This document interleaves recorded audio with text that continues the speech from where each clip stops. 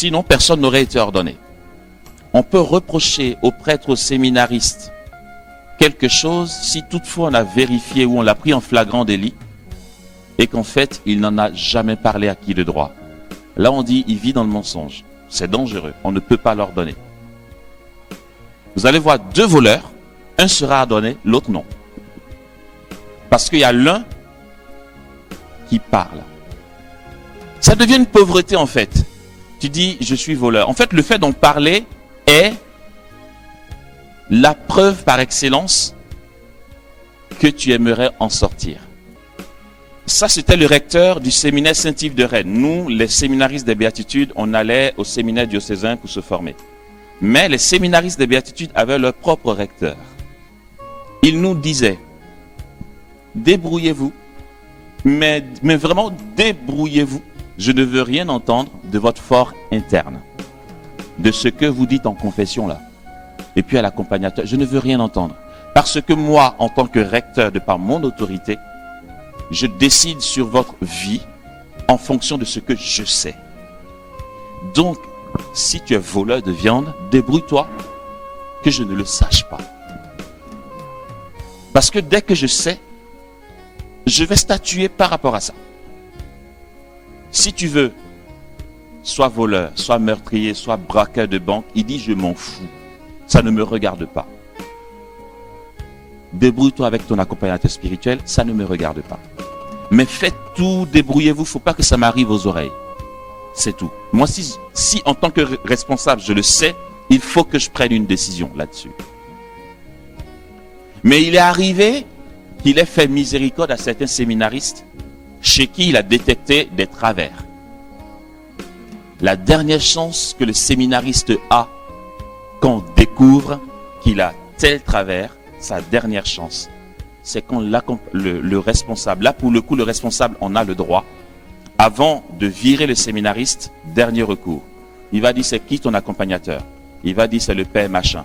Le recteur, s'il veut faire miséricorde, appelle le père machin pour dire tel séminariste a été pris en flagrant délit de telle chose. Est-ce que tu es au courant qu'il a ce travers? Est-ce que vous en parlez en accompagnement? L'accompagnateur dit oui, on en parle. Tu as une chance. Il te dit ok. Mais mon gars, débrouille-toi pour ne plus qu'on te prenne, tu vois. C'est compris? Donc le frère qui est là, la sœur qui est là, etc. dans le groupe de prière, tu n'imagines même pas ce qu'il confesse. Laisse tomber. Si tu savais, tu aurais perdu la foi. Mais c'est normal et c'est comme ça que l'Église veut que nous fonctionnions. Ok? C'est normal. On ne peut pas dire depuis 40 ans il a ce péché. Oui, mais c'est normal, chacun a son péché. La Bible dit pécheur ma mère m'a conçu. Tu penses quoi là? Ok, donc la vérité comme ceinture. Ensuite, la justice comme cuirasse, dit Paul. La justice comme cuirasse. Justice comme cuirasse. La justice, et frères et sœurs, cette justice dont parle Paul n'a rien à voir avec la justice humaine. On entend dire, non mais arrête, Dieu est miséricordieux, mais il est justice aussi. Comme si on opposait les deux. Dieu n'a pas de zone d'ombre. Dieu n'est qu'amour et miséricorde, dit Thérèse de Lisieux. Quand on dit il n'est que ça, il n'est que ça. Il n'y a pas autre chose de caché, de bizarre, tu vois. Dieu n'est qu'amour et miséricorde. Donc arrêtons de dire Dieu est amour, pardon, il est amour, miséricordieux, mais justice aussi. Le mais justice, là, ça veut dire quoi? Non, je ne sais pas comment vous entendez ça. Le mais qu'on met en opposition à sa miséricorde, ça veut dire quoi concrètement? Ça veut dire il peut te pardonner, mais il ne faut pas trop abuser. À un moment, il va péter les plombs, tu vois. Puis il va te punir bien parce que ça aussi, c'est faire. Mais c'est faux, ce n'est pas la réalité. La justice divine, c'est la miséricorde divine. Les deux sont pareils. Quand tu dis Dieu est miséricordieux, tu es en train de dire Dieu est justice. Ah bon? Si vous voulez, on met une autre appellation. Nous sommes dans l'année de la justice divine. C'est pareil qu'on dise, nous sommes dans l'année de la miséricorde. Dieu, quand il intervient, il dit quoi? En fait, ce qui est juste selon les hommes, c'est que elle a péché, il faut la lapider à mort. C'est vrai.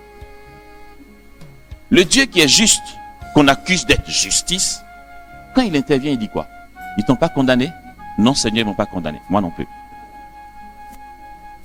La justice, c'est l'origine des choses. C'est l'ordre des choses. La vérité, c'est quoi? La vérité, c'est que si Dieu commence à dire, Amos, tel jour à telle date, comme on entend les protestants dire, le dernier jour, on va ouvrir le livre de vie.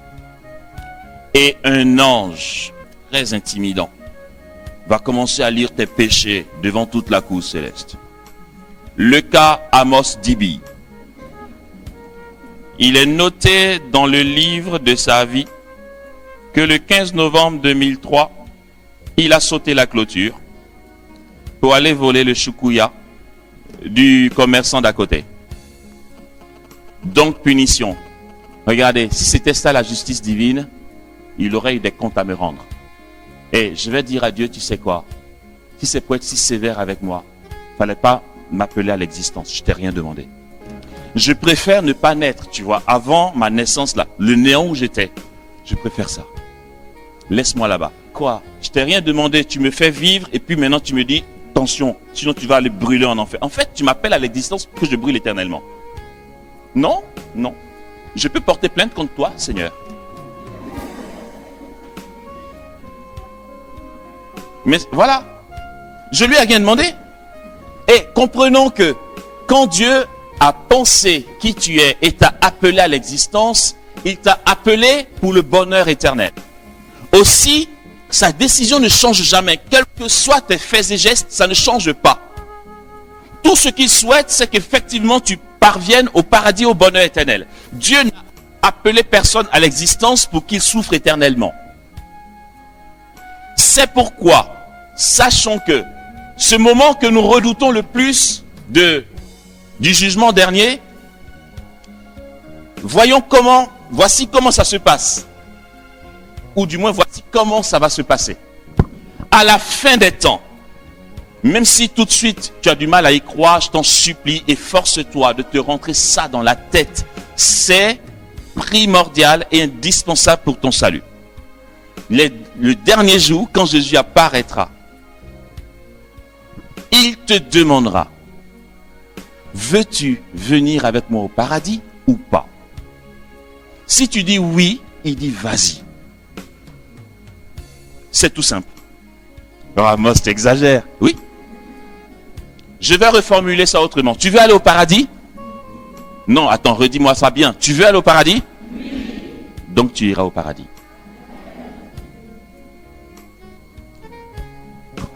Jésus sait aussi que ça n'est pas ma responsabilité si je suis né pécheur. C'est elle qui a mangé la pomme, c'est pas moi. Attends, faut arrêter. Non, mais de justice, là, pour le coup, soyons justes, quoi. C'est elle qui a mangé la pomme. À cause d'elle, je suis pécheur déjà. Et tu vas me dire quoi? Quoi? Tu es né pécheur? Mais je ne savais même pas que j'allais naître. Tu vois? Je suis né, c'est tombé sur moi. La justice de Dieu recadre les choses. Voici ce qu'est la justice divine. L'accusateur de nos frères, comme dit le livre de l'Apocalypse, c'est lui qui nous accuse, c'est pas Dieu. C'est lui qui dit, hey, regarde ce qu'Amos a fait. Et la justice divine, quand elle intervient, c'est pour dire aux démons, oui, je le vois. Ils volent toujours des viandes dans la sauce. Mais en fait, c'est parce que quand il était petit, ses parents n'avaient pas les moyens. Il n'a pas beaucoup mangé de viande petit. Du coup là, c'est une blessure. Dieu justifie le pécheur. Dieu dit, il a fait ça, c'est parce que ça, je le sais. La justice divine, c'est sa miséricorde. Ok. La justice comme cuirasse. En hébreu, quand on va dire le tzadik, Sadik katama ifra, ifra, sadik katama ifra, sadik katama ifra, ifra, sadik katama ifra. Sadik katama ifra, ifra. Le juste grandira comme un palmier. D'accord? C'est dans la Bible. C'est un chant hébreu. Les Juifs vont pas dire le juste Joseph. Joseph est un tzadik. Juste, en hébreu, c'est tzadik. Ok? Pas un sardique. Pas un sadique, pardon. Tsa. C'est un T avant le S. Tzadik. Le tzadik, ce n'est pas celui qui a la vocation d'être magistrat, juge. Le tzadik, c'est celui qui est ajusté. Le vrai sens du juste dans la Bible, c'est celui qui est ajusté.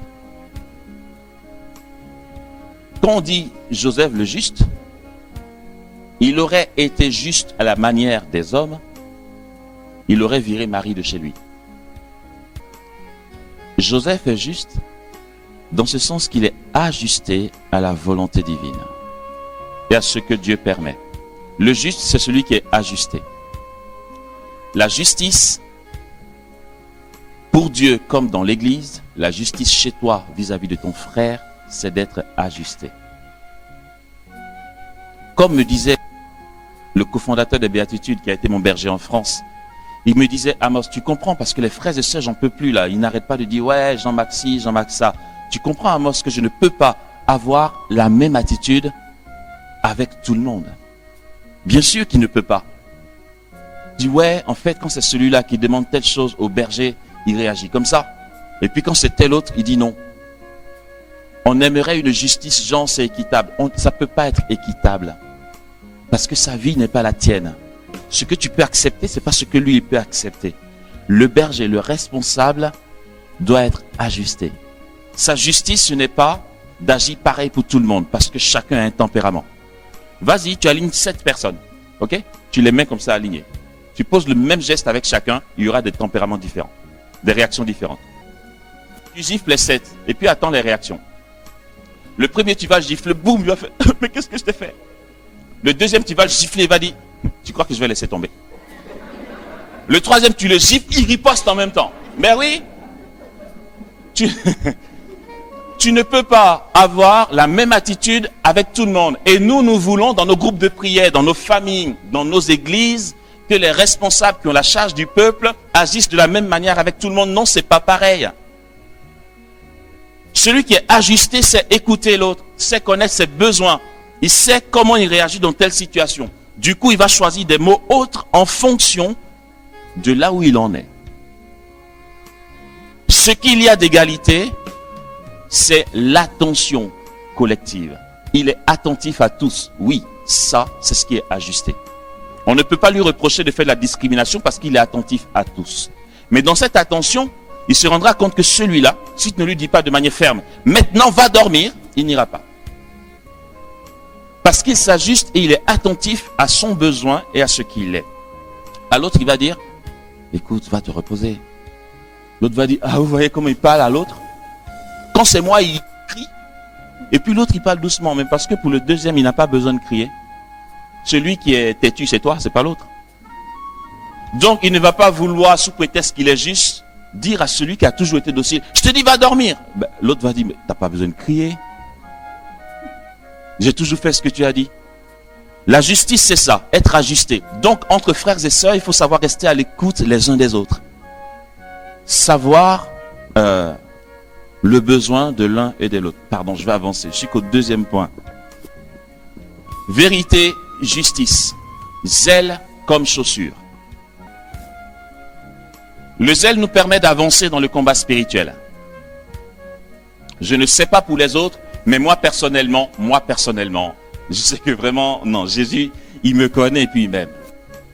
J'avoue que, après ça peut s'arrêter, ça s'arrête quand il veut, mais quand ça va s'arrêter, c'est qu'il y aura un plan B qu'il aura mis en place, mais moi, Amos Stéphane Dibi, il y a 2 choses, tu me les enlèves, je deviendrai pire que Hitler. Quand il parle de zèle, Paul, il parle de quoi? Le zèle à annoncer l'évangile du salut. Tu m'enlèves les missions, ma vie de prière baisse, je le sais. Le zèle à annoncer l'évangile, le zèle à dire oui quand on m'invite, me tient dans la présence de Dieu. Parce qu'en fait, je n'ai pas le choix. Tu ne débarques pas en mission comme ça. Le fait de savoir que j'ai des missions régulièrement, ça fait que quand mon heure d'oraison arrive et que j'ai pas envie, je me dis, mon gars, t'as pas le choix, tu vois, il y a du boulot pour la mission. Et ça me tient dans la prière. Or, si ma vie de prière baisse parce que la mission baisse, je vais finir par ne plus prier. Si je ne prie plus, je ne suis rien. Si je ne prie plus, le plus grand des pécheurs de la terre n'est rien à côté de moi, je le sais. Mais je sais, les périodes où je prie pas, je sais ce que je deviens. Je sais, en tout cas je parle de moi. Je suis dépendant, vous voyez, c'est comme des comprimés, tu prends pas, tu as mal. Je sais que si je ne prie pas, il n'y a pas une force annexe en moi qui va faire que je suis quand même un peu juste humainement. Non, il y a d'autres qui sont justes sans Dieu, mais moi, c'est pas mon cas. Moi, si Dieu vient pas, c'est chaud même. Donc, le zèle a annoncé l'évangile comme chaussure pour avancer. Or, l'annonce de l'évangile me donne l'exigence de la prière et grâce à la prière, j'avance dans mon intimité avec Dieu. Je passe. Je suis obligé de m'arrêter là parce que sinon, je développe trop. La foi comme bouclier. La foi comme bouclier, la foi est un don de Dieu. Ok? Que l'on reçoit au baptême. Foi, espérance et charité. Pourquoi la foi comme bouclier? En quoi la foi est un bouclier? Le bouclier, c'est quoi? Le bouclier te protège des flèches de l'ennemi. Ceux qui sont le plus accessibles aux attaques sont ceux qui ne sont pas entre les mains de Dieu, qui ne vivent pas leur vie chrétienne, qui disent ne pas croire en Dieu. Ils sont exposés. Certains vont dire, certains sorciers convertis vont dire les proies les plus faciles sont les chrétiens qui ne vivent pas leur foi. Quand on lance une flèche, ça les attend. C'est tout. Tu ne vis pas ta foi, on lance une flèche, ça t'attend. Les proies les plus faciles sont les chrétiens qui ne vivent pas leur foi. Vivre ta foi, ça veut dire quoi concrètement? Ça veut dire simplement ce que l'Église te demande. La vie sacramentelle et ta vie de prière personnelle. Qui va découler, selon ce que dit Saint Jacques, dans des œuvres qui témoignent de ta foi, la charité et le don de ta vie aux autres. Il faut que j'avance. Donc, la vérité, la justice, le zèle, la foi, la parole de Dieu, comme flèche. Celui qui proclame la parole de Dieu chez lui, à la maison, rend insupportable sa maison aux forces du mal. La Sainte Vierge Marie nous encourage, dans ses apparitions à Medjugorje, à rendre la Bible visible. Elle demande à Medjugorje qu'il y ait un endroit chez nous où la Bible est exposée. Tu te fais un sanctuaire royal, tu poses ta Bible et tu l'ouvres. Il faut qu'elle soit exposée. Ephraïm, le fondateur de la communauté des béatitudes, dit: si tu veux faire oraison que tu as du mal, ou bien si tu veux adorer le Saint-Sacrement que tu n'as aucune possibilité, prends ta Bible, ouvre-la et adore Dieu par les Écritures. Il dit c'est pareil que le Saint-Sacrement exposé. Si il y a une puissance qui se dégage dans la proclamation de la parole, ok? Il faut qu'on y ait cette habitude de la proclamation de la parole. La parole de Dieu est en mouvement. C'est pour ça que dans l'église, regardez, s'il y a des gens de la liturgie ici, écoutez bien ce que je vais dire. C'est à tort que nous mettons des intonations quand nous lisons la parole. Dans le genre, Jésus lui dit: que veux-tu que je fasse pour toi? Il répondit: Seigneur, que je vois. Non. On ne lit pas la parole de Dieu comme ça. Pourquoi? L'intonation que tu vas y mettre enferme le sens de la parole. Le fait de dire Seigneur, que je vois, ça définit l'état d'âme de Bartimée. Qu'est-ce que tu en sais? Qui t'a dit qu'il a fait ça comme ça? Peut-être qu'il a dit que je vois.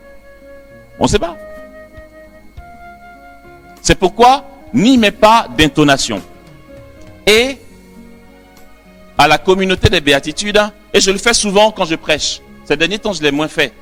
Mais à la communauté des béatitudes, comme Ephraim, le fondateur, nous l'a demandé, c'est en général qu'on qu'on chante l'évangile. Dans la liturgie chez les béatitudes, on chante la parole. Quand tu chantes, ça t'enlève toutes les intonations. Ou bien à la rigueur, si tu ne chantes pas, il faut la proclamer. Tu la proclames, c'est tout. On ne te demande pas, selon l'histoire qui est racontée dans la lecture, que tu y mettes les intonations. Non.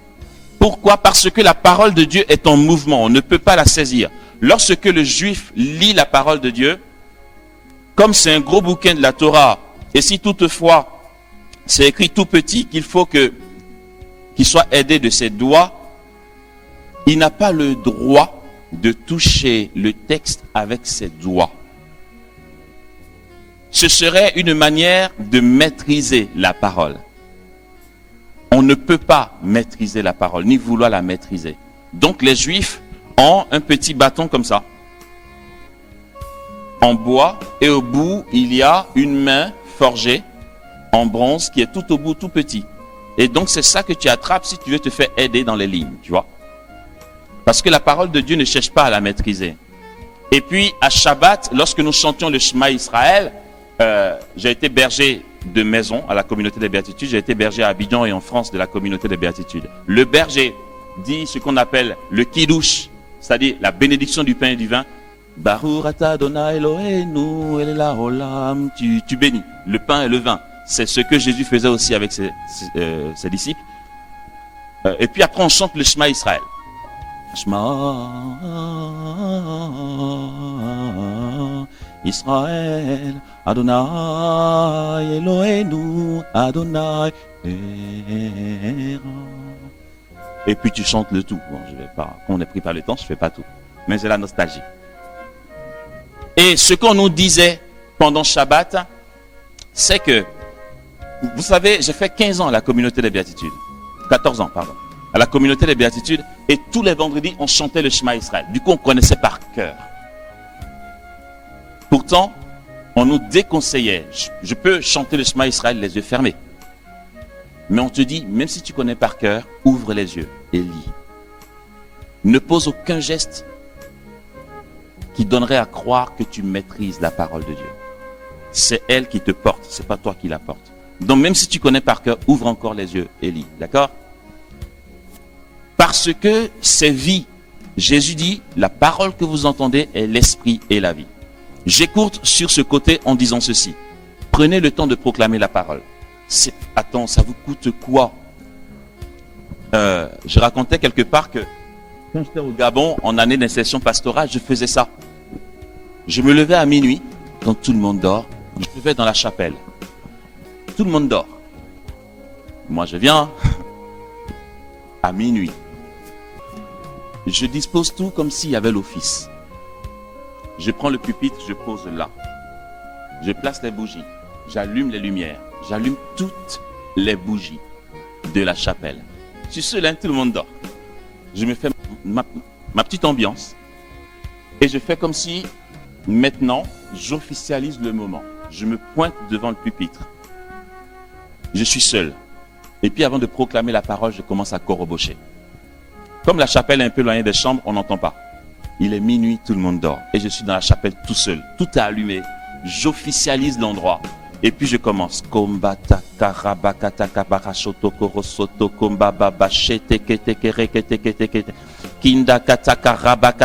Et puis je m'en fous, j'ai jusqu'à 6 heures du matin, d'accord? Donc j'ai le temps. Je prie en langue pour invoquer l'Esprit Saint. Et puis une fois que c'est bon, je commence à gueuler la parole. Attendez, je vais vous donner un exemple. Je lisais comme ça. Vraiment. Ainsi, prenez bien garde à votre conduite, qu'elle soit celle non d'insensés, mais de sages, qui tirent bon parti de la période présente.